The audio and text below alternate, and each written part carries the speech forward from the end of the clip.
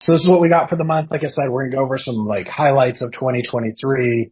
We're going to talk a little bit about some of the lead routing changes we made in the last part of the year.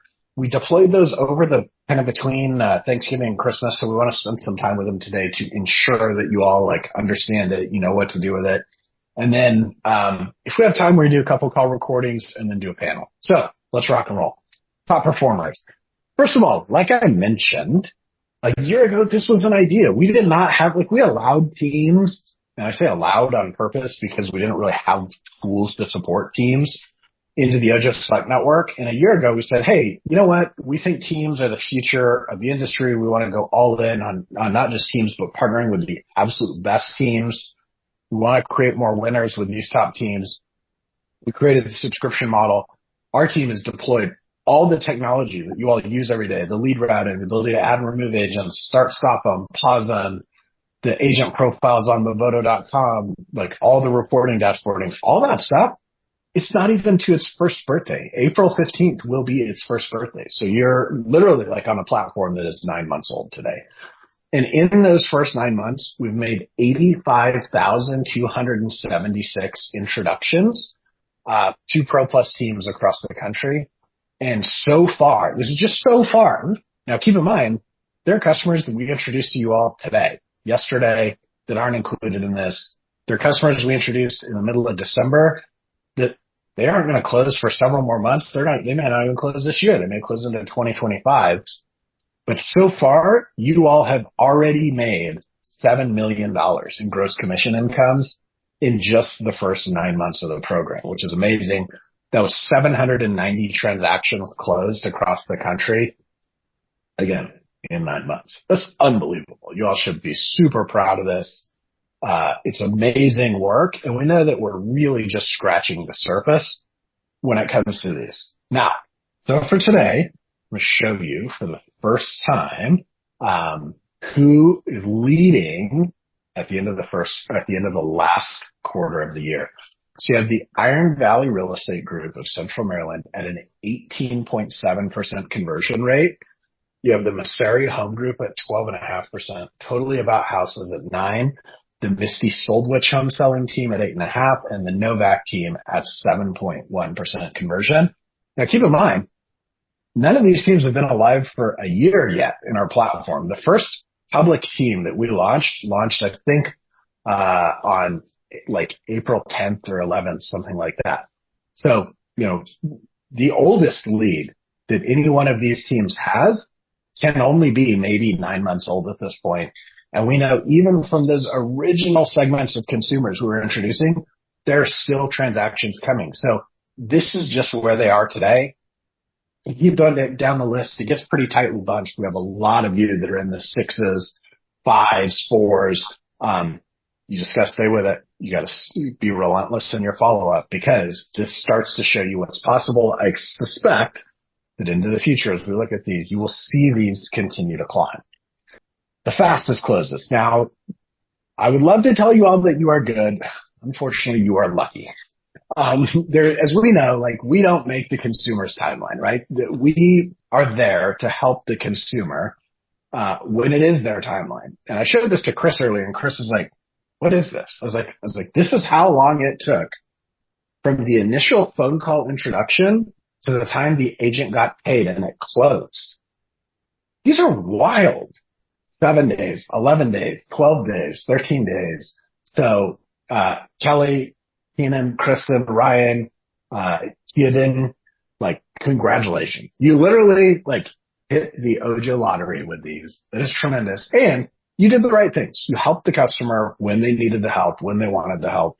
These people were motivated in a hurry, and you did the right stuff to make it go. Chris, you look like you want to say something. Yeah, I was going to say, I think we should also start showing the opposite of this. Let's start sharing also the ones that took the most work in nurturing and follow up and everything else. I know we've only been doing this for 9 months, so the longest one's probably 9 months. But as time goes on, we'll see the agents and the teams that do the best job of follow up. Oh yeah, I love that. Okay, Jenna, can we add that to the next one of these that we do? I feel like we should post that in the Facebook group so that everybody knows what that is. But I know from the Ojo Select Network, we've seen these that are like years, like 4 years, 5 years later. And the funny thing is the agent will call us and they'll say something like, hey, I know that I don't like our referral thing's only like 2 years and I've had this person for 4. If I pay the referral fee, can it like count towards my stats so I can get more referrals? Since we hear about them, it's amazing. I'm sure there's more that we don't hear about too for those longer ones. All right. Next up, highest fails. Now these are pretty cool. One of these was actually an island, which is tremendous. I hope Giovanna's on the call. I think Giovanna was the one that sold the island. That was amazing. Samantha at 3.9 million, like Fred said, in Orange County. Kristen Arledge, 1.5. Gloria at 1.5. Gail at 1.45. Y'all are crushing it. These are great opportunities.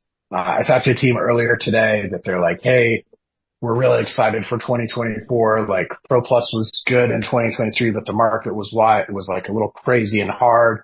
But all of a sudden we have a $4 million and a $5 million buyer appearing. So I would love to see more of these. That's amazing. And Dan, I love what Dan said in the chat. Dan said 186 days is average for portal leads. I think our internal number at Ojo is like within 3 days of that. It's either like 183 or 189. I don't remember, but like spot on. I mean, that's what we see. That is the average of when people close. So some will close in 4 days, and some are 7 days. Many will close in 700 days, and it averages out to about 184. All right. I get like spoiled it already. I always like this one. I feel like y'all are the ones that are signing up. Like you took the oaths of like, I treat all my clients equal and I'm going to make it happen irrespective of the price point and I'm here to crush it. So congratulations to Michelle, Hannah, Elijah, Matt, and Joe. Michelle, you won the award that I'm not sure everybody is excited to win, but I think you should be proud of this. Selling a home for $39,990. So we really appreciate you all serving these consumers. And, you know, what's interesting about this is you never know what you're going to get. And so what we did is we actually did some research and we wanted to share with you the top, I think it's either 3 or 5 biggest gap between the listing price and the closing price. So this customer came in, on a $49,000 piece of land in Asheboro, North Carolina. And, hey, they bought a $329,000 home. Congratulations to Eddie Chang, who said yes to $49,000 and ended up selling the home for $329,000. That's pretty awesome. Here's another one. This customer inquired on a $565,000 home, in Cedarburg, Wisconsin. And Gloria sold them a house for $1.5 million in Milwaukee. So that's tremendous. And next up, this customer inquired on a $675,000 house. Marion sold them a home for $1.25 million. Amazing. Again. So the point of that exercise is, and we've played the game before. You all know the game. Like somebody inquired on a $300,000 house and bought an island. I don't know how the island didn't make the list, Jenna. Like that is my favorite thing to talk about. Is the island. What Chris said though, don't judge a book by its cover. Every one of these people are people that you can add to your database that can refer you. There's no referral fee on their referrals. Quite the conundrum there to skip that out, but that's the reason to do that. These are incremental introductions you wouldn't have had otherwise. So on these calls, we tend to do merch drops. And so today our merch drop is going to be a little bit different. How many of you like go in the chat and type something if you want free Ojo merch? Anybody? I'm watching the chat say nothing. Okay, a couple. Hamby, you're always good for something free. Adam Wilson, Crystal. Okay, there we go. All right. Y'all are alive. Thank you for that. So here's the deal. We're doing it a little different today. Yeah, free. I'll take anything free. Ash Romo, who runs our social community, has posted this or is posting this in the Ojo Pro Plus Facebook group. I'm going to drop a link, or Jenna's going to drop a link right now to the Ojo Pro Plus Facebook group. All you have to do to enter to win is go into the Ojo Pro Plus Facebook group and comment on this post with what your top goal is for 2024. That will enter you to win Jenna, when are we going to pick? Like, how long do they have to go comment? Until end of day Sunday. So you've got a couple of days for your opportunity. Can they enter multiple times? That was my next question. Oh, that's a question for legal. I think each one is one. Okay, there you go. So Ash just posted it. It's in there. Click on that link. That link should take you straight to the post. Now, if you're not a member of the group, well, shocker, you caught us in the act of trying to get you engaged with our group. That's the goal here. Get you engaged, get you chatting in the group. There's actually some really good stuff that happens in there. The other thing that I'm going to give you a little sneak peek on is what we've been doing is, playing recordings on here for you. We're going to keep doing that. We're also going to start to post recordings in the Facebook group and let y'all comment on them. Now, we're still going to conceal your identity. Like, we're not going to put anybody on blast, but we're going to start to post good and bad call recordings. Listening to your game film and your calls is the single best utility or tool that you have to improve your conversion rates. Okay. So we'll talk more about call recordings in just a second. So Pro Plus leaderboard, drum roll. Here we are. So at the end of December, Stephen Cooley, Dukansky, and the expansion group are at the top of the leaderboard with 12 transactions closed. The Lamakia team is just trailing with 11. Chucktown Homes Greenville at 10. Minnesota Real Estate Team, Choice Title, Landro, and Perna, all with 9 transactions closed and in contract. So congratulations again. Like, all of you are averaging at least a deal a month right now. So it's tremendous. Y'all are doing a great job. When you look at that showing homes rate, that is the leading indicator.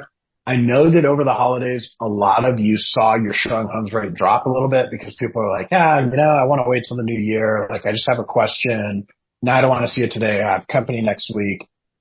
This is your wake up call. You go make those contacts to follow up with these people. Hey, new year, new you, new house. Let's go. Get them out there, show them a property, get them touring, update your Ojo Agent tools so that we know what to do when we follow up on our end. But congratulations to these teams. You guys continue to be top performers. That's amazing. Lead routing. I'm going to show you this live. Okay.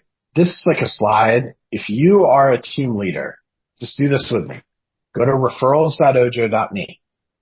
Click on this top drop down and go to team settings. When you're here, you can tell us who on your team do you want to get buyer leads?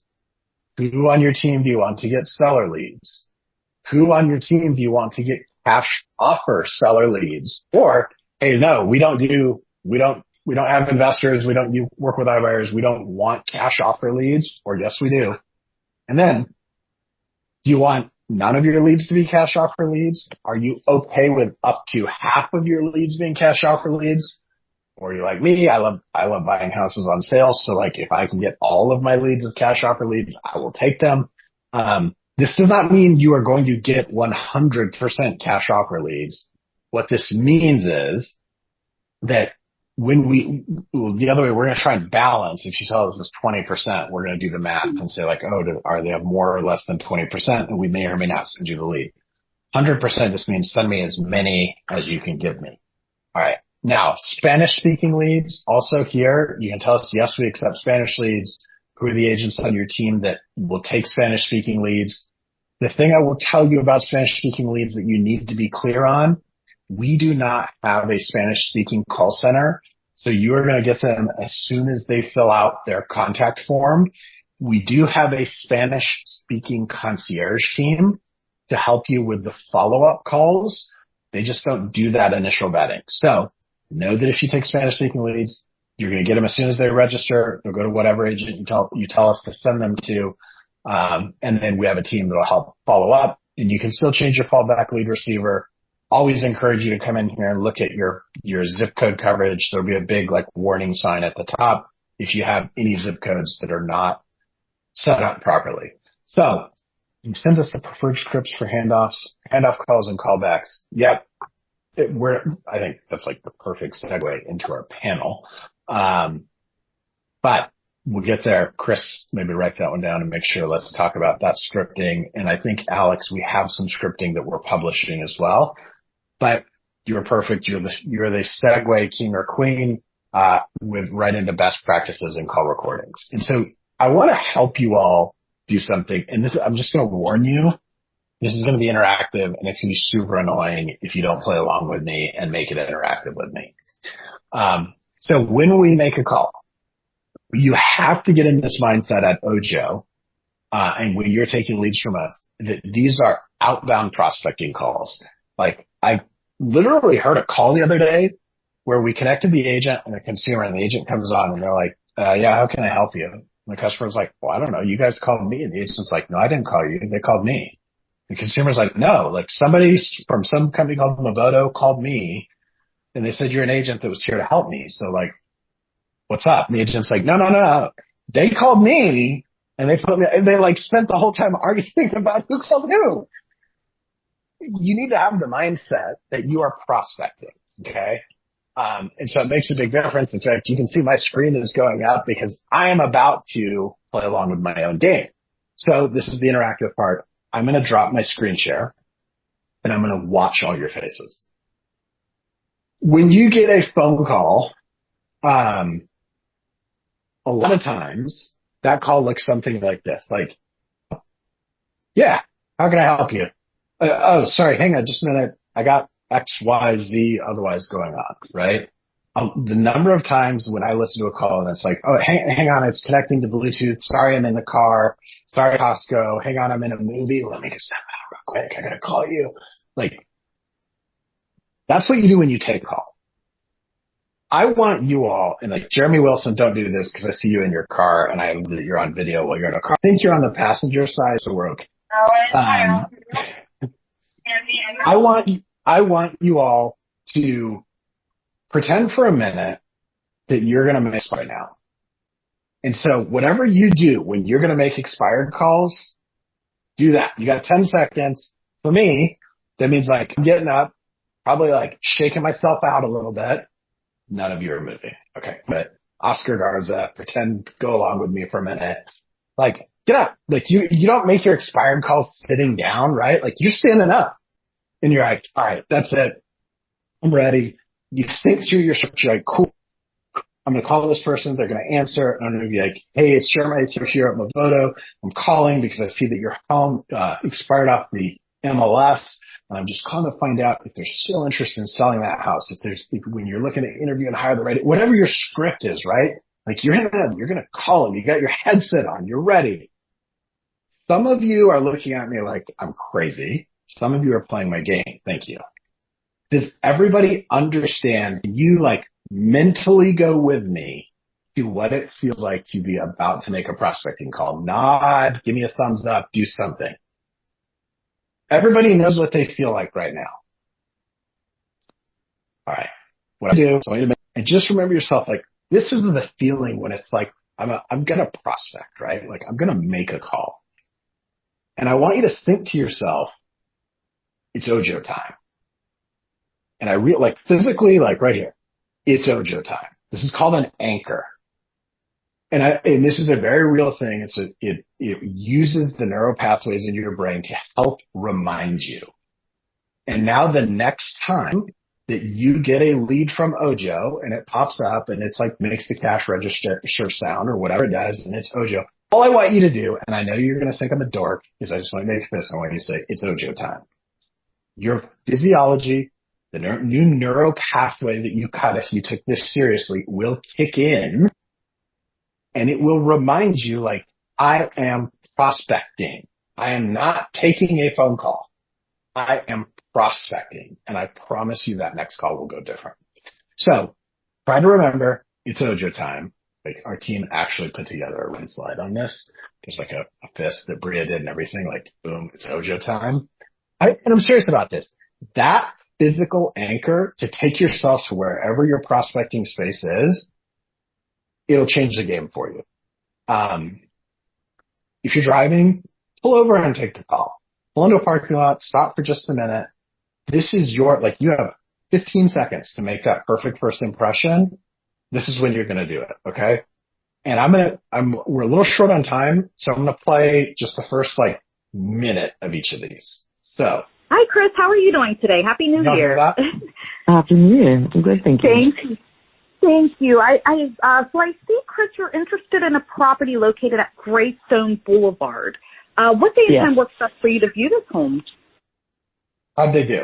I'm going to stop it there. Were they excited? Were they clearly in a place that they were prospecting? They went straight for, I see you're interested in a property at this address. When can you go see it? We are 14 seconds into the call, and this agent is on fire. I'll save you the notes from the other minute 20. They set an appointment. The customer's super excited, and they go see a house. Probably sold it to him. Let's look at the other one. Hi, I'm sorry. How do you pronounce your name? My last name? Your name. Your first name. Richard. Richard. I'm going to save you the rest of it. The person saying your name, your first name, that's the agent trying to make a great first impression on the customer. Well, you don't need to hear much more. Hey, Jeremiah, how many different ways are there to pronounce Richard anyways? It's like, you don't need to hear any more. Every customer we introduce you to is at a yes until they hear something from you that causes them to question that yes. You just heard the first 10 seconds of 2 calls. I promise you, you are still at a yes on one and you're at a no on the other. And that is fully self-inflicted. So we're going to do our part. We're going to get the customer on the phone. We're going to try to connect them to you quickly. We're going to, do everything we can to make that frictionless and to make it quick. And I love it. Thank you for playing along with me. That are like, those of you that are like, it's Ojo time. I know it's super dorky. It's the best I got. Okay. I'm a dad. I got dad jokes.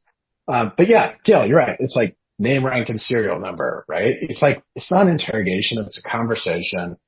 Sound happy even when you're not. If you're not happy, don't take the call. You let it go to somebody else on your team. So just remember some best practices. You got to win them over quickly. You have like 10 to 20 seconds to establish trust and rapport. You got to start with a big smile on your face. Be enthusiastic and friendly. Bring the energy. Ultimately, mirror match. Meet the customer where they are.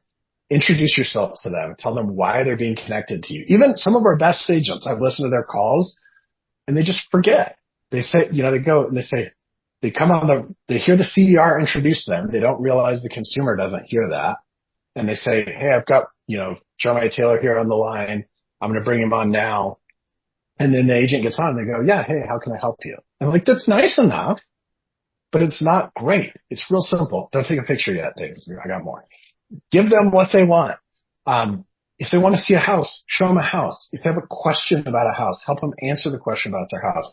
If I would have played that second call, he went into like, okay, great. So you want to see the house? The guy goes, yeah, I want to see it on Monday. And he goes, is that the Monday? Is that the only day you can see it? And the guy goes, well, yeah, that's the only day. And the guy goes, okay, well, so like, what's the deal? Are you going to get are you going to pay cash? Are you going to get a loan? The guy's like, paying cash. It's a second home. Any other questions? And like, he just got progressively more annoyed.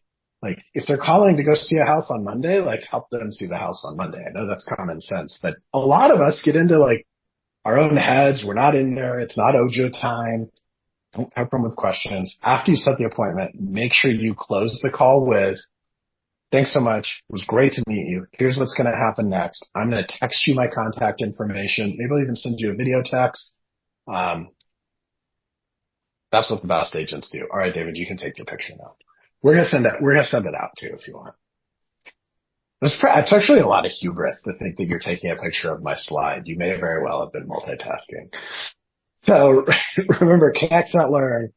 Connect with your client. Start with some enthusiasm. Make sure you mirror match. Set an in-person appointment. Somebody asked for the best script. Like, the best script literally is what you heard on the good call. Like, hey, my name is Jeremiah Taylor. I'm a local real estate agent here at Movoto. I see you inquired on the property at 123 Main Street. When's a good time for us to go see it?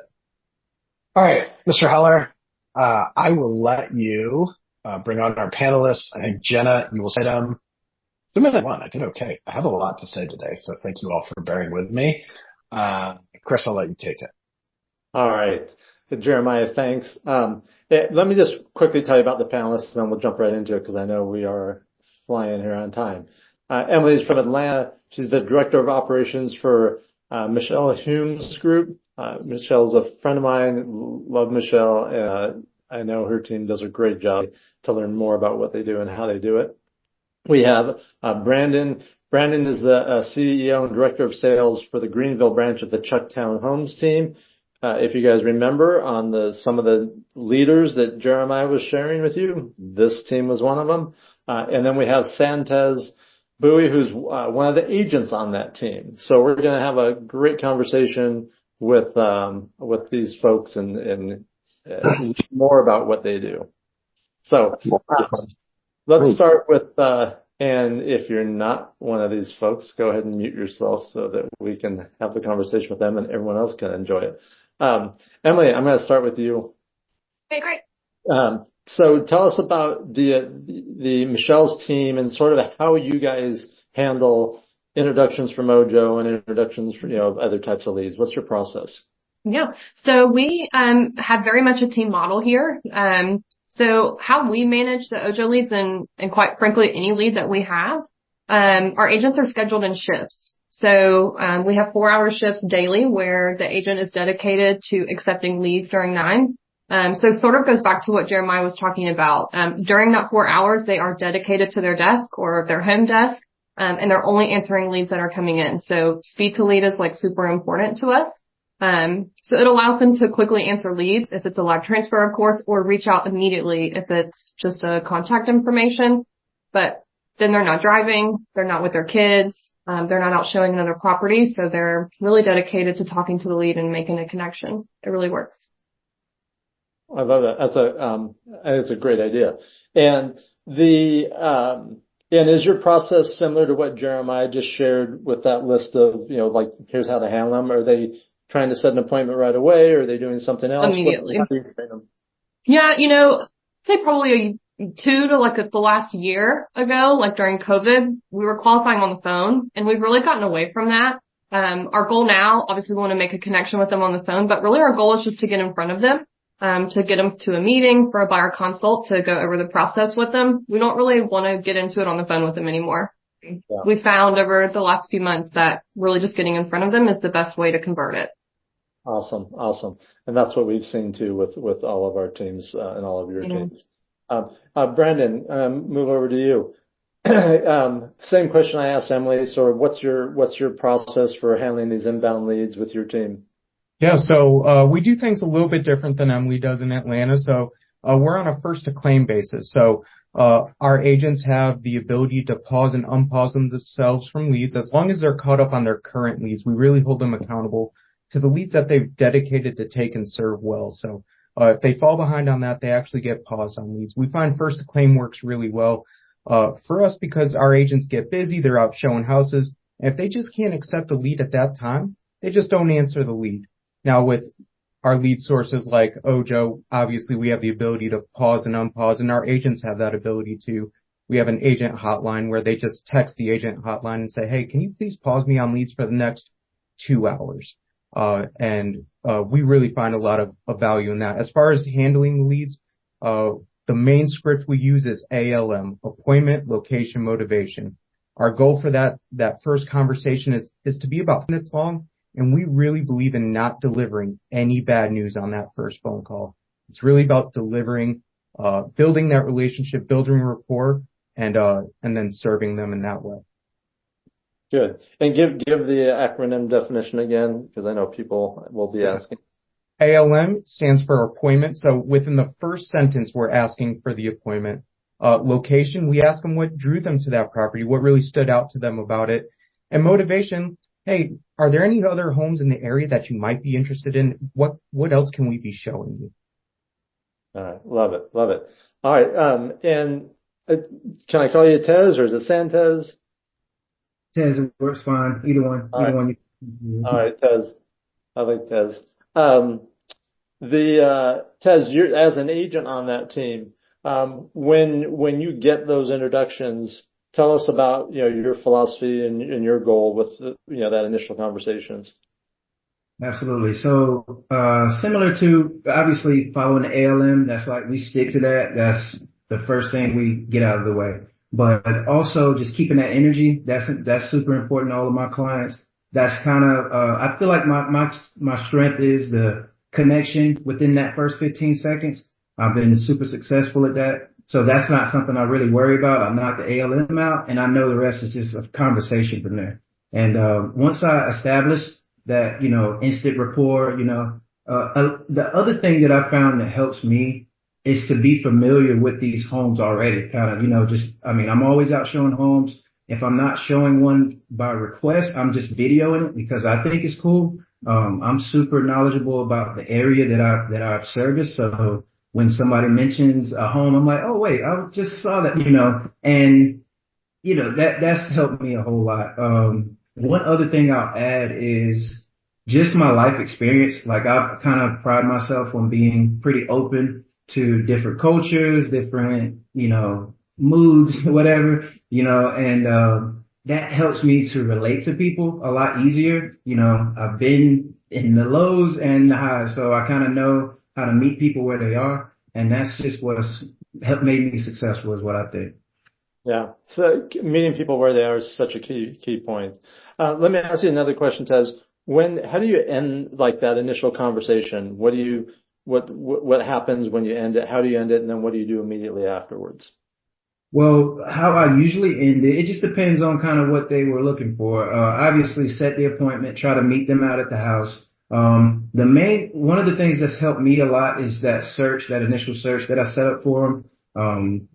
Showing them that I'm listening to them. I listen to them on that call. Not only if they're like, hey, I just want to see this house and this house alone, I'm still thinking of two or three other houses to send to them. They don't know that they want to see it until they see it. So, I just think, just setting up that initial call, definitely the follow up, going, staging them correctly to, based off the phone call. If they're saying that their, timeline is, 6 months out, every 2 weeks, I'm still following up with them. Did exactly what I told them I was going to do. And, that's pretty much it. I mean, just doing what I would expect, another agent to do for me or anybody who are seeking their services.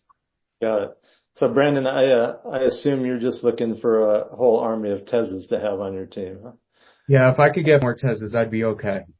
Yeah. Brandon, while I got you, you said something that caught my ear, and you said that you'll pause a team member if they're not caught up on their follow-up. Now, what exactly does that mean? What does that look like?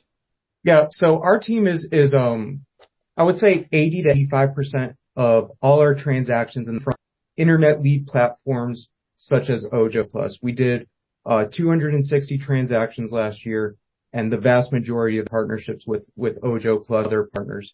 So a great admin team, and every day at 11 a.m. out a daily audit. They have access to our agents' CRM. They jump into the CRM. And if our agents are falling behind, and we give them a little bit of grace period, 2 or 3 days, and then they become red. So if you show up on red on your daily audit, what I take from that is you're telling me that, hey, I'm too busy to follow up with my current leads. You definitely can't take any more on. So we'll pause them for the day until they get caught up. They have meaningful conversation or some sort of meaningful follow-up attempt with that lead. And once they're all clear, we'll unpause them. Love it. Love it. And on that daily audit, is it just a matter of, I assume it's just looking at each lead and seeing if there's been action taken or follow-ups taken place in the CRM?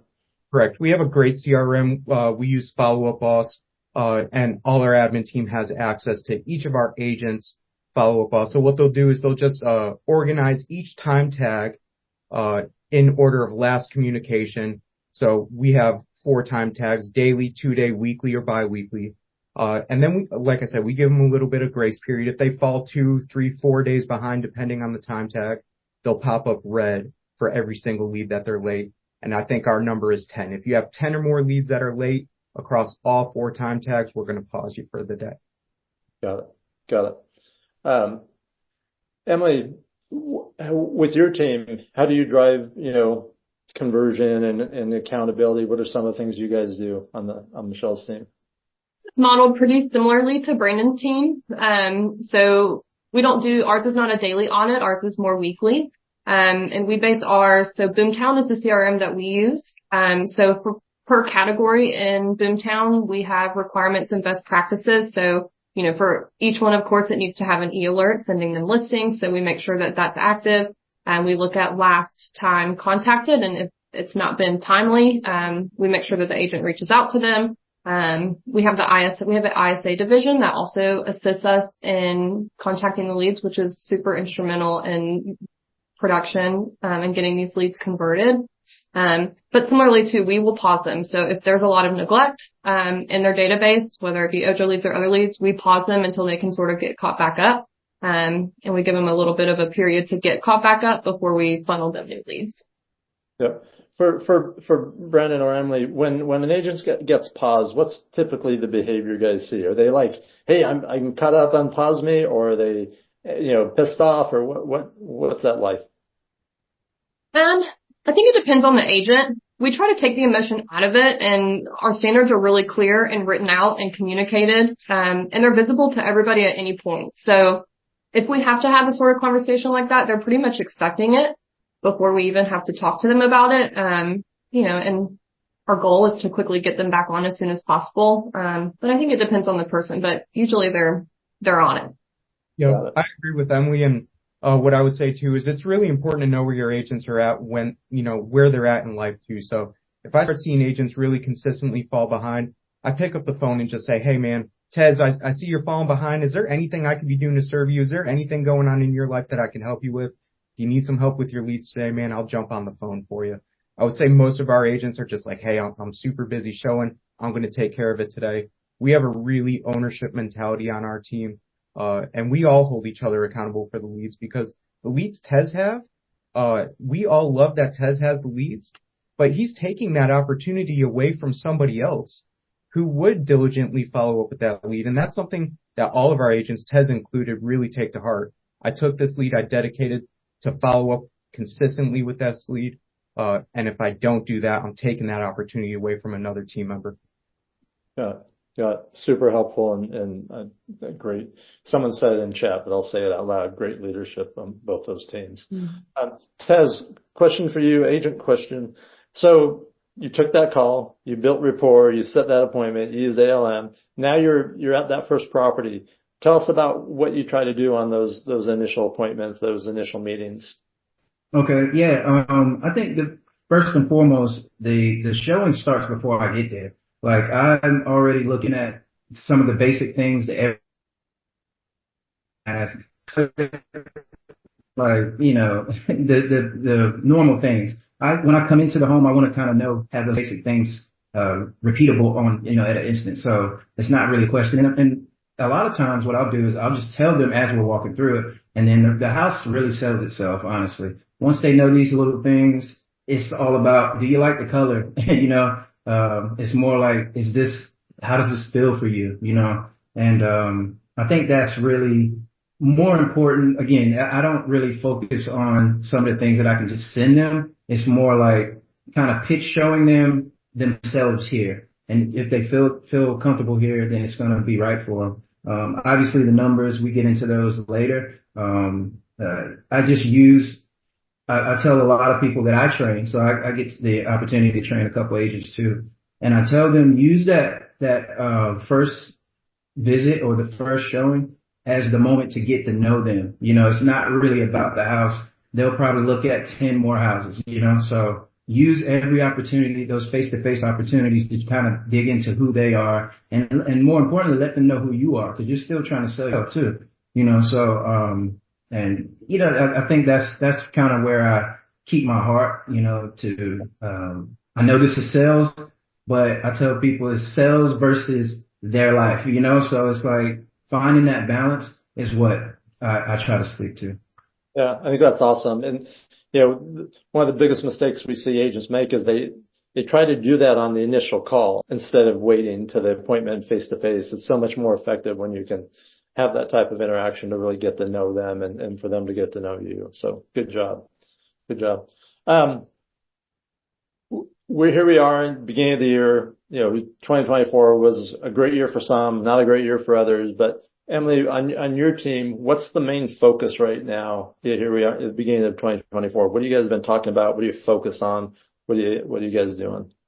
We're really focused on our conversion. I think our biggest struggle within our team right now is follow up and having a system around follow up. So we're really dialing in on those leads that need to be nurtured that come in, because if it's a hot lead, we of course know what to do with that and we can move them along quickly. But it's our nurtures that we're failing on, and need to nurture a little bit longer and make sure that we're following up timely and doing what we're saying that we're going to do. So we're really dialing into our database and setting up to-dos, future to-dos with notes about the conversation that you had with them. So if they're telling you in the first conversation, we've got 2 kids, we're looking for a new job to move to the area, that's in the notes. That way when they call them, they can follow up and they know that they've made the connection and they remember those things about that person. So follow up is really a big one that we're focused on. You had mentioned a little bit ago, or one of the other questions that I asked you about, you also have an ISA team that does follow up. So what's the process there? Do the agents keep the leads for a certain amount of time and then it gets turned over to an ISA for long-term follow-up, or do the agents do the long-term follow-up? How do you guys work that? So the leads will always stay assigned to the agent because we want that person to also be calling them to make the connection. Our ISA division is really they're the agent assistants. So if the agent is falling short on follow-up, or most importantly, if the agent just cannot get them on the phone, in addition to Ojo Concierge, we're using our ISA team to try to reach the lead. Sometimes it's just a different number or a different time of day, that you catch them. So the ISA really helps us in that realm. Probably the most helpful in terms of just numbers of contacts, being able to reach them double the amount of times as a normal agent would. Got it. That's great. And the fact that you mentioned the Ojo Concierge means that you guys know that, and probably use it, that whenever, so for everyone else, if you're having trouble connecting with a consumer in the dashboard, you can let us know that, and our concierge team will then try to reach out to them, and a lot of times successful, and they'll get you back connected. So, hey, Brandon. Yeah, we are not shy about using Ojo, the concierge. Love it. And I know our concierge team loves that. So they're excellent. Brandon, same question. January 2024, you got the team, ready to rock and roll. What do you guys focus on? What are the things that you're really doubling down on? Yeah, one of our words for 2024 is consistency. And you kind of touched on it earlier. A lot of agents across the nation have had trouble with their motivation because they had a tough year, right? So for us, we know that when our motivation fails, we lean into consistency. Consistency provides results, and those results bring back our motivation. So what I would say is that when our motivation falls, lean into consistency, and that's going to bring back our motivation. So we're doubling down on consistency this year. I love it. Taz, and I think there was a question too about this. On follow-up, what's your follow-up system look like? You mentioned earlier it's just 2 weeks. Are you just like every 2 weeks, no matter what? Is there other stuff you're doing? Yeah. Is it phone calls? Is it text messages? Is it all the above? Yeah. So, we have a system, based on their timeline is kind of how consistently we'll follow up. If they're pretty hot, like, pre-approval, they're on a daily. We're talking to them every day, so, but we try our best not to put people on what we have, it's called a nurture, where, we have admin that follows up with them.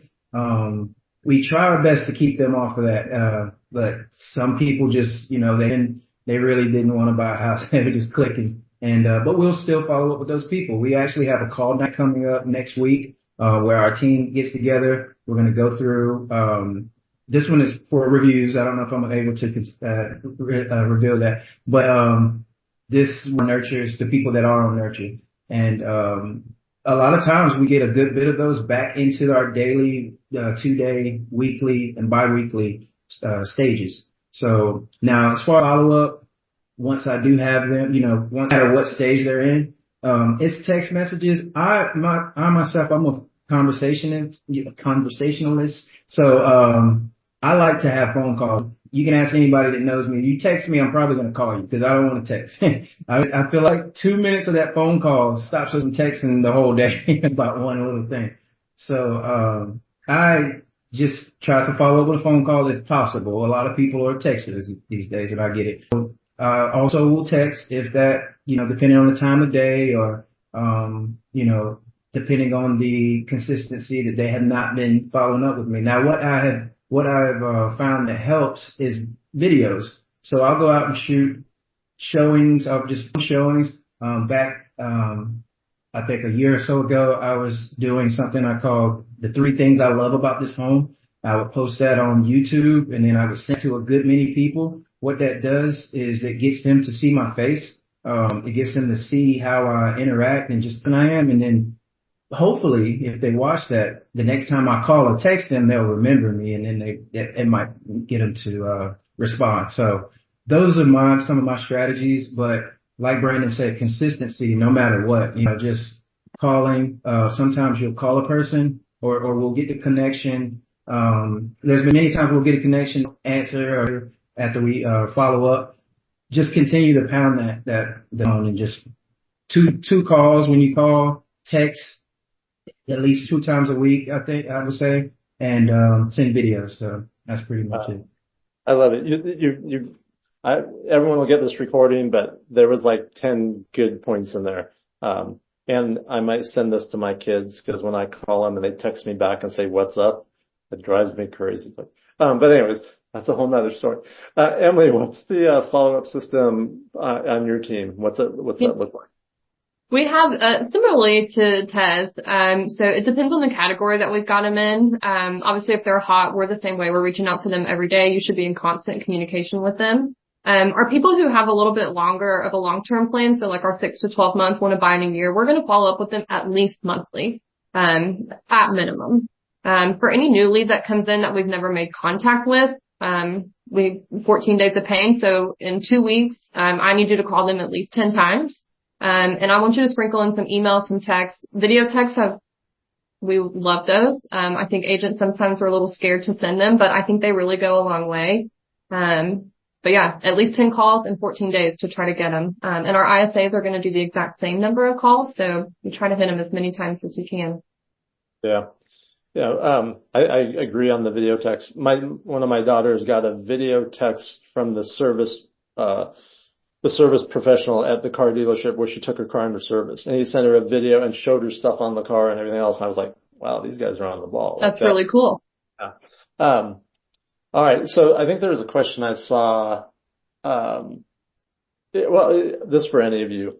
And I hate this concept and I hate this word, but I'm going to say it anyways, because I hear agents use it and someone's in the question. I don't hate that you use it in the question. But the word is ghosted. What do you do when someone, isn't responsive, when someone isn't engaged? How do you think about that? How do you approach that? What's your philosophy? We actually just rolled out a sort of a new program because of this. Some of our agents are also having a hard time thinking that they're getting blocked from leads just because of the amount of times we call people. And opportunity on our team is abundant, so we don't want to get stuck in, this lead is not answering me. We'd rather shop our agents. So we reach out for help. If you can't get in touch with them, maybe another agent on the team can. Our ISA certainly can. If you think you're blocked, come into the office, use the office phone. Anything. Anybody else can try, but we want to try to get them. One of the things that I try to instill in my agents is ownership. Ownership over your leads, ownership over your business, right? So when we get ghosted, let's go back through our follow-up boss and see, let's look at the lead, right? Were we providing value? One thing I encourage all my agents to do is to take 2 sentences out of their vocabulary. It's, I'm checking in with you or I'm following up with you. Nobody wants to be checked in with. Nobody wants to be followed up with. Are we providing value? And maybe if we provided more value, we wouldn't have gotten ghosted. But just like, what, Emily was saying is that we have a great admin team. They're going to reach out to the lead if we can't get them on the phone or if we can't get them via text. They're going to help us out and take care of that. Got it. Well, I just looked at the clock and I felt like we just started and you guys have been awesome. So first of all, thank you very much. You guys provided a ton of value. And you didn't know what questions you were going to get asked or anything about this. So really appreciate that. Jeremiah, is there anything that we need to go over, at the end? Okay, well then let's open up. If there's anyone else has any questions, this is your chance to get the answers and the things that you're struggling with, challenged with, wonder about. While I'm waiting for a question to come in, I'll ask another one. Yeah, I thought I saw one. Did I miss a question, Jen or Jeremiah? I think we're caught up. Okay. All right, great.